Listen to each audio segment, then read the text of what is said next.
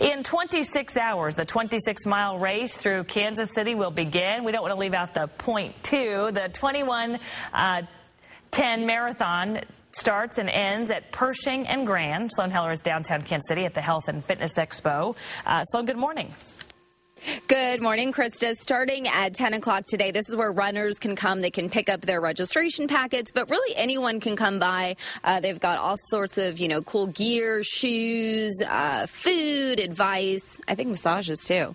And so we're joined now by Coach Eladio Valdez. He helped actually design the course for this marathon, as well as he's the pacer coordinator.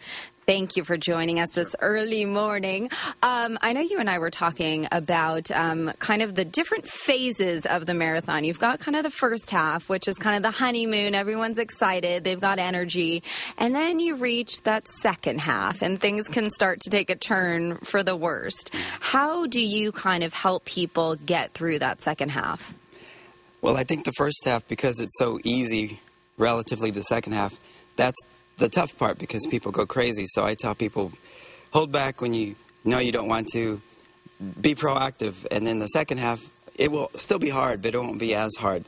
So I tell people to think proactively, and then they're going to get what they signed up for. They want to test themselves. That's what the second half for. They want to see if they can handle it. And so I tell people, you're going to have that moment where you're going to question, why are you doing this? But if you did enough of the right things from the get-go, you'll be able to handle it and hold your own and still finish strong, relatively speaking. And that's what we want. We want it both ways, to be challenged, but to feel like we were able to handle it. So we had the brains and the brawn. And I know a lot of people, they train for months, maybe years for this. And so if you happen to feel pain, a lot of people might make the decision to just push through that pain, but that could also really hurt them, obviously, in the long run. It could even end up in a surgery situation. What do you tell people if they're starting to feel pain during that marathon? When is it time to stop? Well, basically, if you're starting to limp, that means it's bad pain. Normal pain is when you're just tired and fatigued all over. But when it starts affecting one spot of your body, then it's better when you start thinking, hey, is it really worth it? I've seen enough people say, it is. I'm just going to walk it in. And they do that. And if you're okay with that, I'd say turn off your watch. And if you do that, okay.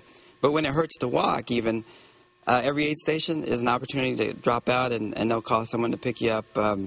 So I think it's an individual decision. But having been injured and tried to enter a race and dropping out myself, it was a bad decision, and I'll never do it again. So advice to those people that are injured, there's always another race, and it'll make things worse if you try to enter this race injured.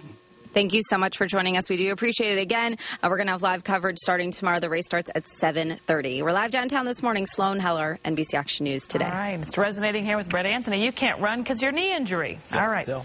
Saturday morning, this is tomorrow. We'll bring you live coverage of the Kansas City Marathon starting at 7:25. We'll go on air. The race starts at 7:30. We're going to be on until 10:30 straight with live reports along the route to the history of the race and profiles of the runners.